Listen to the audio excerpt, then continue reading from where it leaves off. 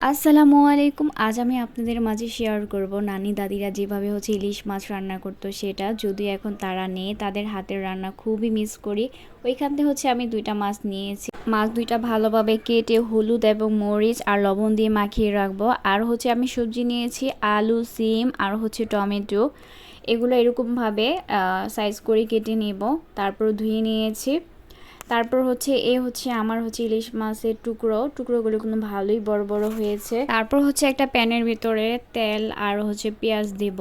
যখন পেঁয়াজটা হালকা ভাজা হয়ে আসবে তখন আদা এবং রসুন বাটা অ্যাড করব। আপনারা চাইলে আদা এবং রসুন বাটা আলাদা আলাদাও দিতে পারেন। তারপর দিয়ে দিব পরিমাণ মতো লবণ। লবণটা দেওয়ার পর একটু নেড়ে তারপর দিয়ে দিব হলুদের গুঁড়া 2 চা চামচ। তারপর অ্যাড করব এটা অপশনাল ধনিয়া গুঁড়ো, এটা আপনি চাইলে দিতেও পারেন নাও দিতে পারেন। তারপর অ্যাড করব পরিমাণ মতো মরিচের গুঁড়া। আপনি যতটুকু ঝাল খেতে ইচ্ছুক ওই অনুযায়ী মরিচের গুঁড়াটা অ্যাড করবেন। তারপর এটা এখন আমি ভালোভাবে কষিয়ে নিব। অল্প একটু পানি দিয়ে ভালোভাবে আমি কষিয়ে নিব। যখন একটা সুন্দর কালার আসবে তখন আমাদের যে মাছগুলো আছে সেই মাছগুলো একটা একটা করে দিয়ে দিব। 5 মিনিটের মতো এই মাছগুলো এই মশলার সাথে রাখবো। আর বেশি নাড়াচাড়া করা যাবে না, না হলে ভেঙে যেতে পারে তারপর 5 মিনিট যখন হয়ে যাবে একটু নাড়াচাড়া করে তারপর আমরা নামিয়ে ফেলবো। দেখছেন কালারটা কি সুন্দর হয়েছে। তারপর একটা একটা করে এখন আমরা নামিয়ে ফেলবো। যদিও আমি বেশি নাড়াচাড়া করিনি, তারপর হালকা একটা মাছ একটু ভেঙে গেছে দেখা যাচ্ছে। তারপর এগুলো ওঠানোর পর ওই মশলার ভিতরে এই সবজিগুলো দিয়ে দিব। সবজিগুলো একটু ভালোভাবে নেড়ে নিব। নেড়ে তারপর একটা ঢাকনা দিয়ে ঢেকে রাখবো কষানোর জন্য।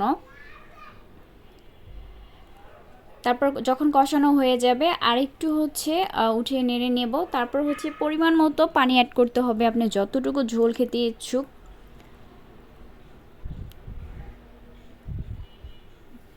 পানি দেওয়ার পর সবজিটা একটু নেড়ে নেব। তারপর একটা ঢাকনা দিয়ে ঢেকে রাখবো প্রায় 10 মিনিটের মতো। যখন এরকম একটা বলক চলে আসবে তখন এক একটা করে মাছ দিয়ে দিব। আর মাছটা দেওয়ার 2 মিনিট পর দিয়ে দিব টমেটো। আমি 2টা টমেটো নিয়েছি, আপনারা চাইলে আরও টমেটো নিতে পারেন। তারপর এগুলা এভাবেই রাখবো 5 মিনিটের মতো। 5 মিনিট পর তারপর দিয়ে দিব মরিচ, ধনিয়া পাতা। আপনি চাইলে ধনিয়া পাতা নাও দিতে পারেন, কিন্তু ধনিয়া পাতা দিলে আর বেশি স্বাদ লাগে। তারপর কিছুক্ষণ পরে এটা নামিয়ে ফেলবো। এভাবে রান্না করে দেখতে পারেন, খুবই স্বাদ লাগে। কিন্তু আগের মতো ওই স্বাদটা পাই না যখন নানিরা রান্না করতো, খুবই স্বাদ লাগতো। আপনি এভাবে বাসায় ট্রাই করতে পারেন। তো সবাই ভালো থাকবেন, সুস্থ থাকবেন, শেষ অবধি ভিডিওটি দেখে যাবেন। আল্লাহ হাফিজ।